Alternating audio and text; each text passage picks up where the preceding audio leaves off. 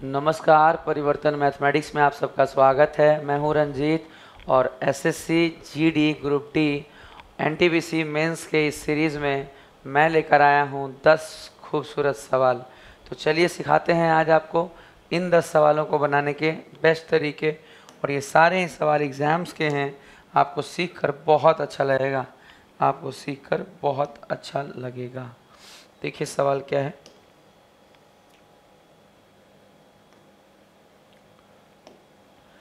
7, 14, 21, 28 dot dot dot 77 का average ज्ञात करें। बाबू ये 7 के मल्टीपल्स हैं, 7 का गुणज है, 7 का पहाड़ा है। आप बहुत तरीक़ों से इस बात को पूछ सकते हैं। इस बात को एग्जामिनर ये भी बोल सकते थे कि 7 के प्रथम 11 गुणजों का औसत क्या होगा। आप देखिएगा एग्ज़ाम में अगर सवाल आता है तो कई बार ये नंबर लिखा हुआ नहीं रहता, वहाँ ये लिखा रहेगा कि 7 के प्रथम 11 गुणज का औसत क्या होगा। इसका मतलब ही 7 से लेके 77 तक का मल्टीपल ही रहेगा 7 का। तो इस सवाल को किस तरीके से बनाना सबसे बेटर होता है, आप समझिए कि अगर 11 हैं तो छठा वाला बीच में आएगा तो 7 छक 42, डायरेक्ट भी बोल सकते हैं। या फिर जो सबसे अच्छा तरीका नॉर्मल होता है कि भाई अगर मान लीजिए सर हम first term plus last term लगाएं, first term plus last term by 2।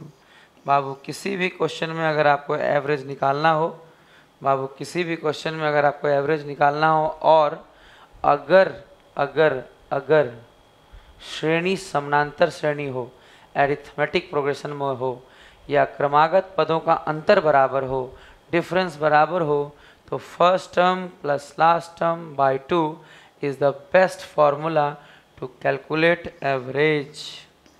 बाबू 7 7 14 यानी कि 84/2। 84 को 2 से भाग देंगे तो आएगा कितना, 2 चौके 8, 2 दूनी 4 यानी उत्तर होगा 42, यानी उत्तर होगा 42, यानी उत्तर होगा 42। इस सवाल को बनाने के लिए ये सबसे अच्छा अप्रोच होगा। बाबू एवरेज इज इक्वल टू होता है first term plus last term by 2।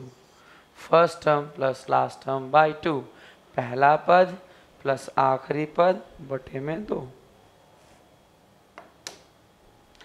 Next question, question number 2। देखिए आपसे पूछा क्या गया है,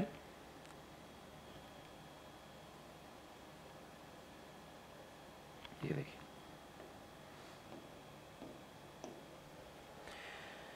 3 sine theta plus 4 cos theta बराबर अगर 2 है तो 3 cos theta minus 4 cos theta minus 4 sine theta का मान क्या होगा। बहुत सिंपल सवाल है, देखिए ध्यान दीजिएगा। लिखा हुआ है 3 साइन थीटा या एक्स आप लिख सकते हैं, उससे कोई फ़र्क नहीं पड़ेगा, जब सब जगह सेम है तो कोई फ़र्क नहीं पड़ेगा। और 3 cos theta minus 4 sine theta बराबर क्या होगा हमें नहीं पता, हमने मान लिया कि। अब कैसे करें, कुछ नहीं होता, ये बहुत बहुत इजी क्वेश्चन होता है, वेरी वेरी इजी। बशर्ते कि आपको पता हो क्या करना होगा। 3 का स्क्वायर 9, 4 का स्क्वायर 16, 2 का स्क्वायर 4, 2 का स्क्वायर कितना होगा 4, और के का स्क्वायर के। बाबू 16, 4 20 5 25 में से 4 गया 21 बराबर के स्क्वायर, यानी के बराबर हो जाएगा, यानी के बराबर हो जाएगा, यानी के बराबर हो जाएगा रूट अंडर 21 के, रूट अंडर 21 के। इस सवाल को बहुत अच्छे से प्रैक्टिस करिएगा। नॉर्मली ये सैकड़ों बार पूछा गया है, इसका फिक्स फार्मूला होता है। उम्मीद है आपने ये फार्मूला जरूर पढ़ा होगा, एग्ज़ाम में आप पक्का बनाइएगा, बहुत आएगा। Next question, question number 3।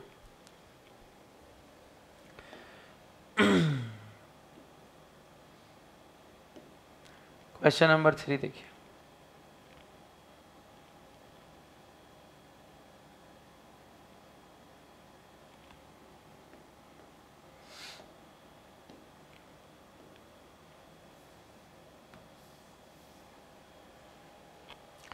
0.57 पे रिकरिंग बार है, 0.432 पे बार है, 0.355 पे बार है।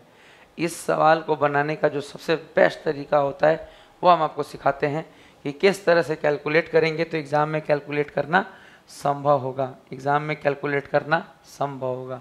देखिए सबसे पहले 0.57 पे बार होने का मतलब है हम 57 को जितनी बार चाहें लिख सकते हैं, जितनी बार चाहें लिख सकते हैं।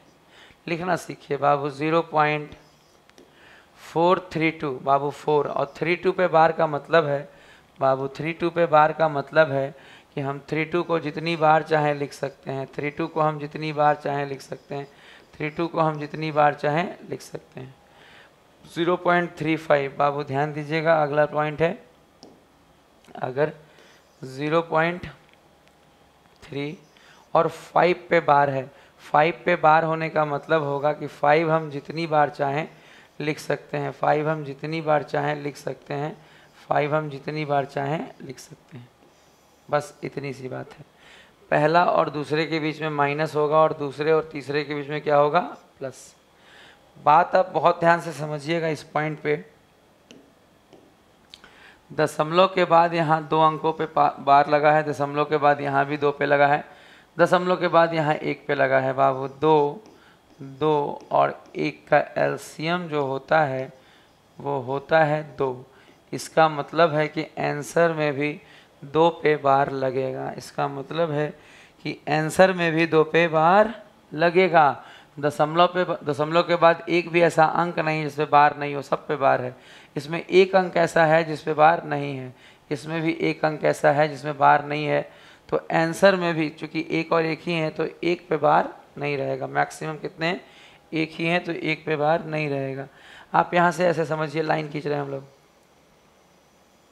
इस पे बार नहीं रखेंगे और 2 ठो पे बार रखेंगे, बस हो गया। ऐसे बनाया जाता है बाबू। 7 में से 3 गया 4 और 4 + 5 9। वाइट से तो दिखेगा भी नहीं, है ना। तो लेते हैं दूसरा पेन, पेन पेन पेन, चलिए ग्रीन। ये देखिए, पहले को माइनस करेंगे, ऊपर वाले को दोनों को माइनस करेंगे बाबू, माइनस करेंगे, ध्यान दीजिएगा। 7 में से 3 गया 4 और 4 + 5 9। 5 में से 2 गया 3, 3 + 5 8। आगे देखिएगा, 7 में से 3 गया 4 और 4 + 5 9। 5 में से 2 गया 3, 3 और 5 8। 7 में से 3 गया 4, 4 + 5 9। 5 में से 2 गया बाबू, हमेशा घटाएंगे, 5 में से 2 गया 3, 3 में 5 जोड़ेंगे, इसको जोड़ेंगे बाबू, इसको जोड़ेंगे, यहाँ प्लस है बाबू, यहाँ जोड़ेंगे। तो 5 में से 2 गया 3, 3 + 5 8। 7 में से 3 गया 4, 4 + 5 9। 5 में से 4 गया बाबू 1 और 1 और 3 4। अगर आप इतनी सी बात कर लेंगे एग्ज़ाम में तो एग्ज़ाम में ये सवाल हल हो जाएगा बहुत आसानी से। अगर आप इसको बेसिक से बनाएंगे तो बना कर देख लीजिए। जब जोड़ घटाव करेंगे और फ्रैक्शन में जाएगा P/Q के फॉर्मेट में तो सवाल इतना आसान नहीं होगा। अगर आप चाहते हैं कि इस सवाल को मिनिमम टाइम में करें तो ये सही तरीका है, बेस्ट तरीका है और यही इस्तेमाल होता है, बेस्ट टेक्निक है ये, इसे बनाने का बेस्ट अप्रोच है।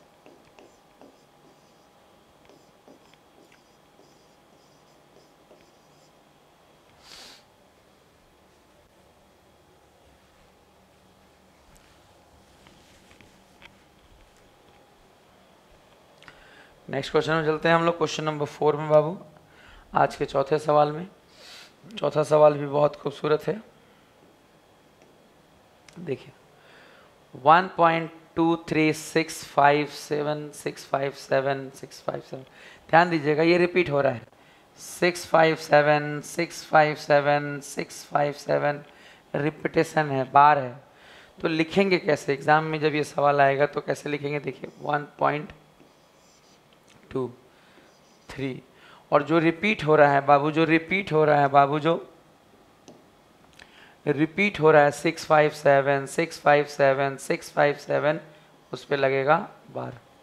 ध्यान दीजिएगा, बनाने का जो तरीका होता है, ऐसे सवालों को बनाने का जो तरीका होता है वो होता है एक पूर्णांक बाबू घटेगा पूरे में से 2300 बाबू 2 3 6 5 7 में से घटाना होगा जिस पे बार नहीं है बाबू, जिस पे बार नहीं है वो घटेगा 23। और नीचे बाबू 3 संख्याओं पे बार है तो 3 ठो 9 और 2 पे नहीं है इसलिए 2 ठो 0। सवाल अगर आप बनाना चाहते हैं तो आपका रेकरिंग का कॉन्सेप्ट बढ़िया से क्लियर होना ज़रूरी होगा। अब देखिए 1 पूर्णांक 7 में से 3 गया 4, 5 में से 2 गया 3 और 6 और यहाँ 3 यहाँ 2, यानी 1 पूर्णांक इतना बटे 99900। आप देख सकते हैं कि ऑप्शन में सब में 99900 का हिसाब है लगभग, लेकिन ऊपर वाला जोड़ना पड़ेगा आपको, ये ऊपर वाला जोड़ना पड़ेगा। इसका मतलब आपको ये जोड़ के लिखना पड़ेगा क्योंकि ये गुना होगा ये जुड़ेगा। अब यहाँ से गुना करके जोड़ेंगे, जब सॉल्व करेंगे तो आगे क्या मिलेगा देखिए 4 0 4 3 0 3 9 6 15 का 5 कैरी 1 और बाबू आगे बढ़ेंगे तो 9 3 12 और 1 13 का 3 कैरी 1 9 2 11 1 12 9 2 11 1 12 9 2 11 1 12 और नीचे बाबू 99900 99900 12 35 34 12 35 34 और इस प्रकार इसका उत्तर ये होगा, इस प्रकार इसका उत्तर ये होगा। ये बहुत अच्छा सवाल है, इम्पॉर्टेंट है, ध्यान दीजिएगा। नेक्स्ट क्वेश्चन में हम लोग चलेंगे आज के अगले सवाल क्वेश्चन नंबर 5 में। क्वेश्चन नंबर 5 हमने किस लिए लाया है देखिए, हो सकता है कि आपको दिखने में थोड़ा तकलीफ दे रहे, बट फिर भी हम आपको ये सवाल इसलिए करा रहे हैं क्योंकि एग्ज़ाम में आया है और ज़रूरी है कि आपके साथ थोड़ा डिस्कशन हो जाए ताकि एग्ज़ाम में ना छूटे। देखिए सबसे पहले हम चेक करेंगे कि इसको सॉल्व तो करना नहीं है। देखिए सब जगह वही है 314 393 और 1, तो इसमें सब में क्वेश्चन जो क्वेश्चन में पूछा गया ऑप्शन में भी तो है, जो क्वेश्चन में पूछा गया है वो तो ऑप्शन में भी है, बट पॉइंट का इधर उधर है। यानी पॉइंट एडजस्ट कर सकते हैं कि नहीं, या पॉइंट को सही तरीके से चेक कर सकते हैं कि नहीं, सवाल इसी बात पे निर्भर करता है। ध्यान दीजिए यहाँ से बहुत अच्छे से देखिएगा बाबू। पॉइंट के बाद यहाँ पे कितने अंक हैं 3 और 2 5, यहाँ पे पॉइंट के बाद कितने अंक हैं 4 और यहाँ पे पॉइंट के बाद कितने अंक हैं 4 बाबू। 5 + 4 + 4 यानी 5 4 9 4 13, यानी कि 13 डिजिट्स, यानी कि 13 डिजिट्स हैं। पॉइंट के बाद कितने डिजिट्स हैं 13। क्वेश्चन में अगर पॉइंट के बाद 13 डिजिट है तो आंसर में भी पॉइंट के बाद कितने डिजिट होने चाहिए 13 डिजिट। आप पाएंगे कि ये सब आंसर इसीलिए गलत है क्योंकि इसमें गड़बड़ियां हैं। क्या गड़बड़ियां हैं देखिए, यहाँ पे कितने हैं 4, यहाँ पे 5 5 4 9, 9 के बाद यहाँ कितना है 5, तो 9 5 14। सर दशमलव के बाद 14 अंक गलत है क्योंकि कितने होने चाहिए थे 13। दशमलव के बाद जो अंक होगा ये सब गलत क्यों है, क्योंकि इसमें अलग नंबर है, लेकिन दशमलव के बाद एग्जैक्टली 13 नंबर सिर्फ और सिर्फ पहले नंबर में। देखिए बाबू 3 अंक और यहाँ पे 5 5 और 3 8 और 8 और 5 13, यानी यहाँ भी दशमलव के बाद 13 ही डिजिट्स है, यहाँ भी 13 है। इस तरह से आप सवाल को देख सकते हैं, सॉल्व कर सकते हैं। ये बहुत अच्छा सवाल है। अगर आपने एग्ज़ाम में इसे बहुत लंबा बनाने का सोचा तो बहुत महंगा पड़ सकता है। तो चलिए अगले सवाल की ओर चलते हैं, क्वेश्चन नंबर 6।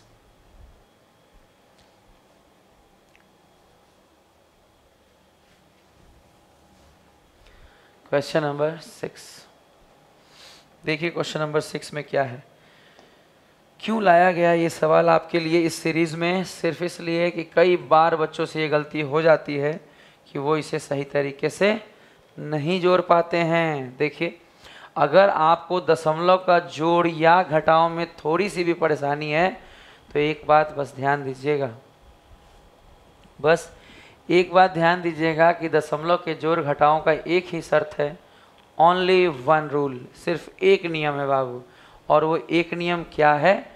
वो एक नियम सिर्फ ये है कि दशमलव के नीचे ही दशमलव रख के जोड़ या घटाव किया जाता है। दशमलव के नीचे ही दशमलव रख के जोड़ या घटाव किया जाता है। जैसे अब नंबर देखिए 6202 बाबू 6202.5। बस ध्यान क्या रखना है, देखिएगा अगले वाले का जो ये पॉइंट है बाबू, ये इसी पॉइंट के नीचे रखा जाएगा। देखिए अगला है 620.25 बाबू, अगला है 620.25 अगला है बाबू, देखिएगा अगला है 62 अगला है बाबू 62.025 अगला है बाबू 6 दशमलव, अगला है 6.2025। उसके बाद नंबर है बाबू 0. अगला नंबर है बाबू 0.62025। बस आप एक बात इसमें ध्यान दीजिएगा, बस आप इसमें एक बात ध्यान दीजिएगा, बस आप इसमें एक बात ध्यान दीजिएगा कि आपको दशमलव के नीचे ही दशमलव, बाबू दशमलव हमेशा एक लाइन में रहेगा, बाबू दशमलव हमेशा एक लाइन में रहेगा, बाबू दशमलव हमेशा एक लाइन में रहेगा। बाबू अगर आप इतनी सी बात ध्यान दे देंगे तो इस सवाल में गलत होने जैसी कोई बात नहीं है, गलत होने जैसी कोई बात नहीं है। देखिए बाबू ये हो गया 5, 5 2 7, 5 2 7 2 9 6 15 का 5 कैरी 1। ये देखिए 2 1 3, 3 और 2 5 और 6 11 का 1 कैरी 1, 6 2 8 और 1 9 और 6 2 8 और फिर 6। बाबू यही होगा, बस पॉइंट पॉइंट के नीचे रखना होगा। 6891597775। बाबू ये हो गया आपके सवाल का उत्तर। बाबू ये हो गया आपके सवाल का उत्तर। बहुत अच्छा सवाल है। इस तरह के सवालों को 2-4 बार ज़रूर प्रैक्टिस करके जाएं। एग्ज़ाम में ये सवाल अक्सर आते हैं और कई बार एग्ज़ाम हॉल में गलत हो जाता है, पॉइंट इधर उधर लग जाता है, तो थोड़ा सा प्रैक्टिस कीजिएगा। चलिए अगले सवाल की ओर बढ़ते हैं। आज का क्वेश्चन नंबर 7। क्वेश्चन नंबर 7 एक बहुत पॉपुलर सवाल है। क्वेश्चन नंबर 7 एक बहुत पॉपुलर सवाल है, बहुत पॉपुलर, इतना पॉपुलर कि शायद ही कोई एग्जाम हो जिसमें ये सवाल ना आया हो। सेक का मान पूछा गया है। देखिए बाबू sec theta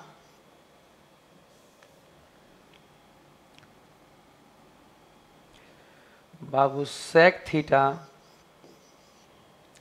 plus tan theta is equal to 3।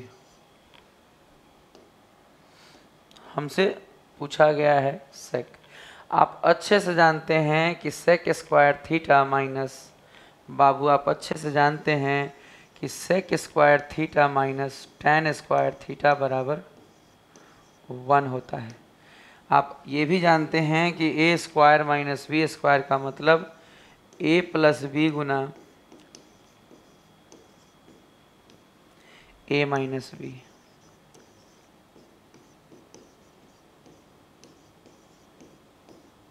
बराबर 1। ये इम्पॉर्टेंट बात है, बहुत ज़्यादा इम्पॉर्टेंट, क्योंकि इस पे ही सवाल डिपेंड करता है। और ये सवाल सेक 10 वाला जो है इसी तरह के सेम कॉन्सेप्ट पे कॉसेक कॉट पे भी आता है। Cosec square theta minus cot square theta पे भी ये सवाल सेम टू सेम डिज़ाइन से आता है। प्रैक्टिस आप करेंगे। देखिए अब मामला क्या है। मामला ये है यहाँ से बाबू कि हमारे पास प्लस वाले की वैल्यू है, हमारे पास प्लस वाले की वैल्यू है। कितना है भाई? 3।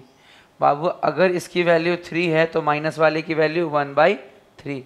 यही बात आपको हमेशा याद रखना है कि प्लस की वैल्यू गिवन है तो माइनस की वैल्यू अपने आप सिर्फ पलट देने से निकल जाएगी। बाबू अगर प्लस की गिवन है तो माइनस के लिए 3 को पलट के 1/3, 3 को पलट के 1/3, और माइनस का गिवन होता और प्लस का होता तो तब भी पलट जाता। अगर यहाँ 5 होता माइनस होता तो प्लस के लिए 1/5 पलट के ही निकलेगा बाबू। प्लस को पलटेंगे तो माइनस, माइनस को पलटेंगे तो प्लस। समझिए ना यहाँ पे, ये अगर यहाँ प्लस की जगह वैल्यू रखेंगे तो 1 के नीचे चला जाएगा। मान लीजिए यहाँ 3 होगा तो 1/3 माइनस की वैल्यू हो जाएगी, माइनस वाले हिस्से की वैल्यू क्या हो जाएगी 1/3। वही छोटी सी बात है बाबू। बचपन से पढ़ रहे हैं सेक प्लस टेक 2 सेक, जोड़ेंगे तो 3 3 9 1 10/3, काट दीजिएगा 2 से। सेक का मान कितना आ जाएगा 5/3, सेक का मान कितना आ जाएगा 5/3। बाबू इसको काट दीजिएगा, इसका उत्तर हो जाएगा 5/3। बाबू इसका काट दीजिएगा, इसका उत्तर हो जाएगा 5/3। ट्रिक है एक तरह से, ये टेक्निक है बनाने का इसको।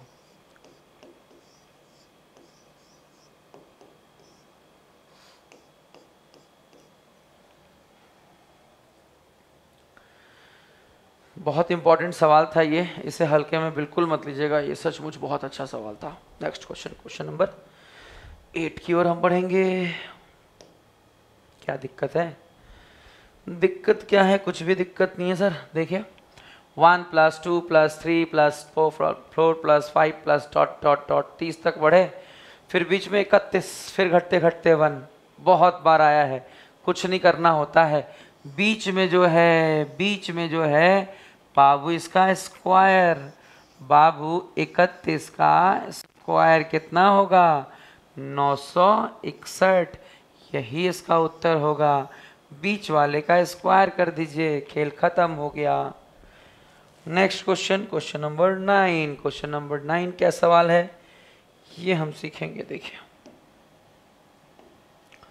क्वेश्चन नंबर 9 है sin 3x - 20 = cos 20 - 3y है तो x - y का मान क्या होगा।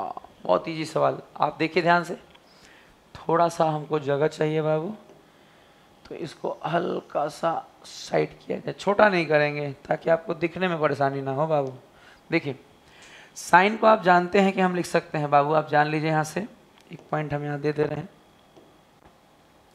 साइन अगर ये थीटा है बाबू, अगर ये थीटा है तो साइन थीटा को लिखा जा सकता है कॉस, बाबू साइन थीटा को लिखा जा सकता है कॉस 90 डिग्री माइनस जो भी थीटा है, और थीटा है कितना हमारा 3x - 20।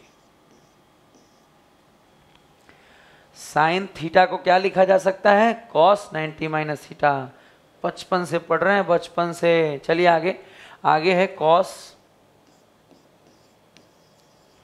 जो है वही लिख रहे हैं। इसे दिखाई ना भी दे तो इसे दिक्कत ना समझिए, जब हम लिख रहे होंगे तो कैसे दिखेगा।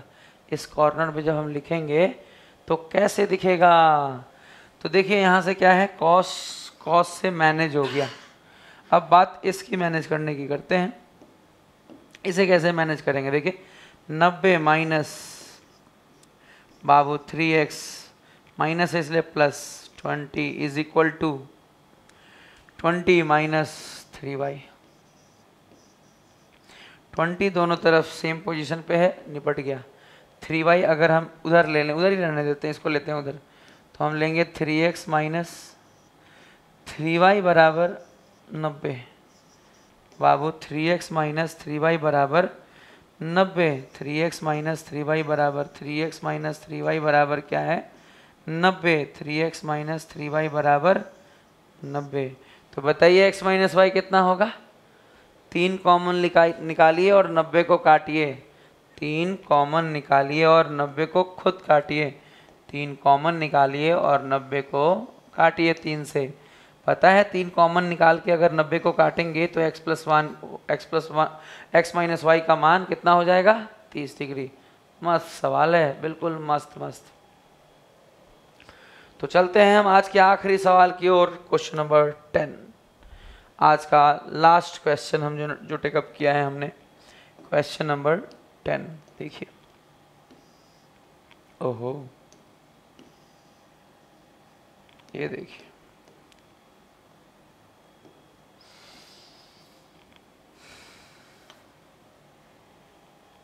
ध्यान दीजिएगा।